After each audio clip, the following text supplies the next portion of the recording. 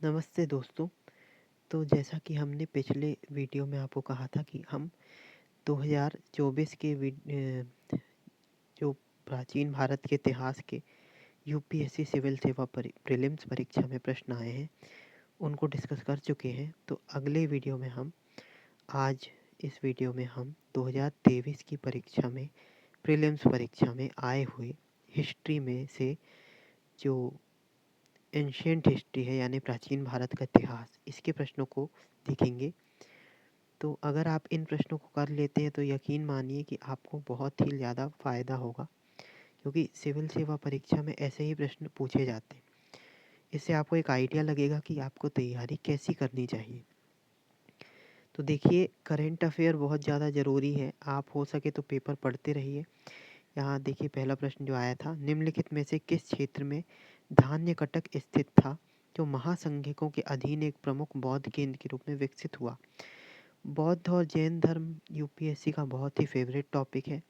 यहाँ पर भी हम देख सकते हैं, पहला क्वेश्चन बौद्ध धर्म से संबंधित है। ये बौद्ध धर्म की जो शाखाएं थी उसमें एक महासंघिक जो थे, तो उनका जो केंद्र था धान्य कटक, वो किस जगह स्थित है। तो यहाँ आप चारों में से देखते हैं, उत्तर अगर देखें तो आंध्र है। धान्य कटक पेपर में आया था, जो कि न्यूज़पेपर में खबर आई थी धान्य कटक के बारे में, और ये आंध्र प्रदेश में है, अमरावती के पास है।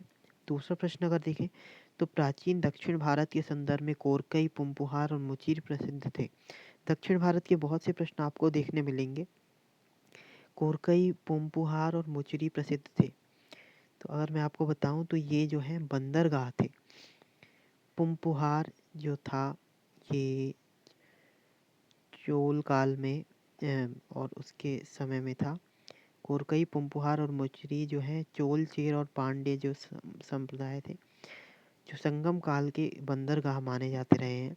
आपको ये भी ध्यान रखना है कि जो पांड्य हैं वो मदुरई उनकी राजधानी थी, और उनका जो निशान था, जो उनका चिन्ह था, वो मछली था, फिश। और जो चेर था उनका तीर धनुष चिन्ह था, और जो चोल थे उनका टाइगर यानी बाघ चिन्ह था। ये आपको ध्यान रखना है।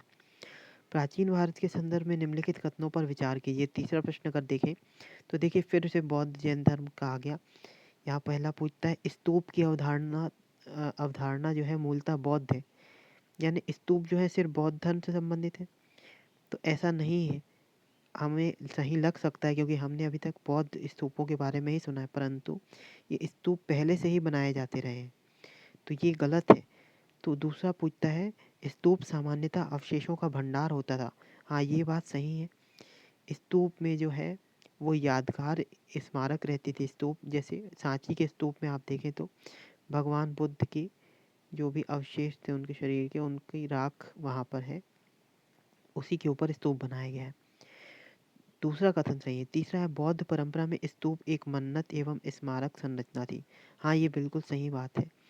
यादगार स्मारक होती थी बौद्ध परंपरा में, लेकिन स्तूप बौद्ध में ही नहीं, बौद्ध से पहले से ही स्तूप परंपरा चल रही थी।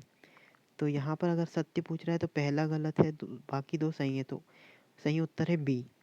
चौथा प्रश्न देखें, अगर निम्नलिखित चार राजवंश दिए गए हैं आपको, होयसल, गहरवाल, काकती और यादव। अब कह रहा है कि कितने राजवंश हैं जो 8वीं शताब्दी के प्रारंभ में जिन्होंने अपना राज स्थापित किया है। अब ये प्रश्न बहुत आसान नहीं है, कठिन है, क्योंकि राजवंश ऐसे हैं जिससे बहुत से लोग फैमिलियर नहीं होते। फिर भी आपको ध्यान रखना है कि इस प्रश्न में आप देखेंगे तो उत्तर आता है डी, कोई नहीं, जो कि बहुत ही कम लोग सोच पाएंगे। तो बहुत कठिन प्रश्न है एक प्रकार से। होयसल साम्राज्य की अगर बात करें तो ये 11वीं से 10वीं से 14वीं शताब्दी के बीच रहा था। होयसल साम्राज्य में मंदिर भी आपको बहुत सारे देखने मिलेंगे। और गहरवाल, काकती और यादव ये सभी 8वीं शताब्दी के आगे के हैं। तो ये डी है उत्तर आएगा। पांचवा प्रश्न देखें, निम्नलिखित में से कौन संगम कविताओं में उल्लिखित वट्ट किरुतल की प्रथा की व्याख्या करता है। तो एक शब्द दे दिया जाता है, उसका अर्थ पूछा जाता है। ऐसे प्रश्न आपको बहुत से देखने मिलेंगे। जैसे एक बार मिताक्षरा और दाया भाग करके प्रश्न पूछा गया था, जो कि संपत्ति वितरण जो होता है परिवार में, उसके बारे में था। तो इस बार वट्ट किरुतल जो पूछा गया है, चार ऑप्शन दिए, इसमें से देखिए अगर चौथा ऑप्शन तो सही है, एक राजा ने युद्ध में पराजित होकर स्वयं को भूखा रखकर आत्महत्या कर ली।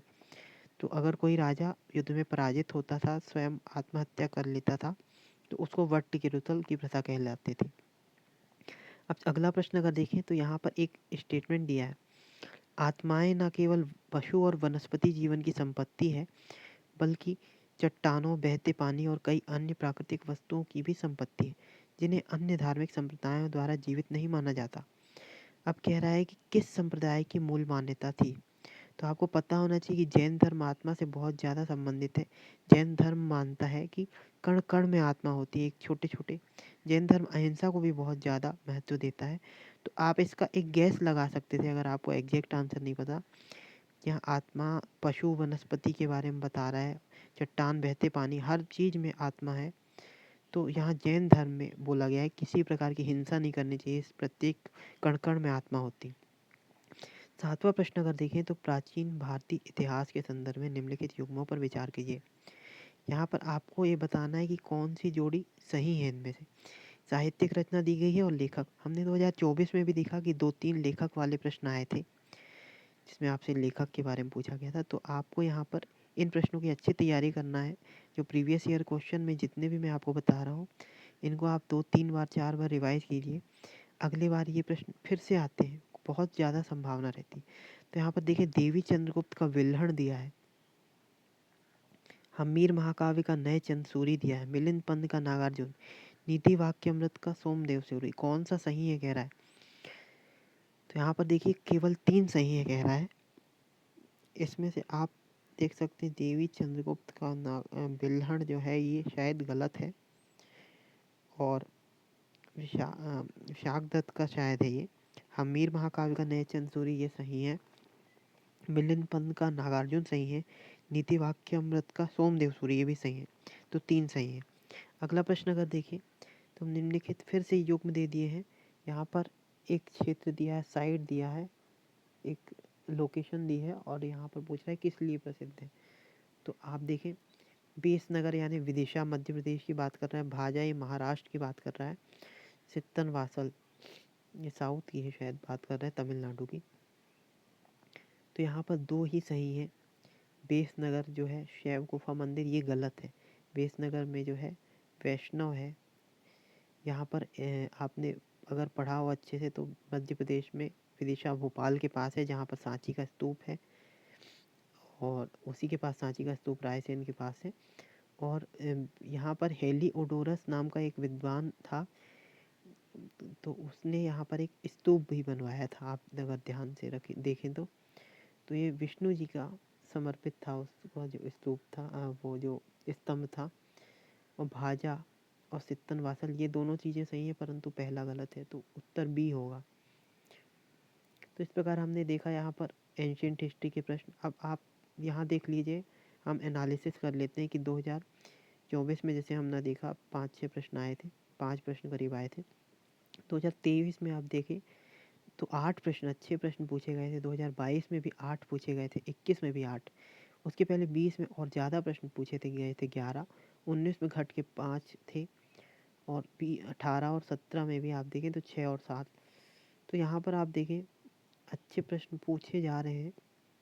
इसमें से अगर आप इनको अगर छोड़ते हैं तो आपके लिए प्रीलिम्स क्लियर करना बहुत ही मुश्किल हो जाएगा। लेकिन अगर आप इसकी थोड़ी बहुत ही तैयारी कर लेते हैं तो इन प्रश्नों को आप आसानी से हल कर लेंगे, और आप कट ऑफ क्लियर करेंगे, इसके बहुत ज़्यादा चांसेस हैं। बस आपको ध्यान ये रखना है कि इन प्रश्नों के आप नोट्स बना लें, इनको बार बार रिवीजन करें, जो भूलते हैं उनको लिख लिख के याद करें, और प्रीवियस ईयर क्वेश्चन जो पिछले सालों के जो मैं आपको पढ़ा रहा हूँ उनको आप बार बार देखें, और देखें किन टॉपिक्स आ रहे हैं। जैसे हम देखें जैन और बौद्ध धर्म के प्रश्न आ चुके हैं, बार बार लेखक और रचनाकार के नाम आ रहे हैं, राजवंशों का नाम आ रहा है, चोल, चेर, पांड्य, और भी क्षेत्र, होयसल, ऐसे साम्राज्यों को आप अच्छे से क्रमवार उनका समय याद कर लें तो आपको कोई भी दिक्कत नहीं होगी। देख लीजिए आप, सिंधु घाटी सभ्यता से बहुत इम्पोर्टेंट प्रश्न आए हैं। आप संगम काल जिसकी बात कर रहे थे उसके आए हैं, जैन और बौद्ध धर्म के बहुत से प्रश्न आते हैं। मौर्य काल, अशोक के बाद हर बार अशोक से एक ना एक प्रश्न आता है, या बहुत जैन धर्म से 1-2 प्रश्न आते ही आते हैं।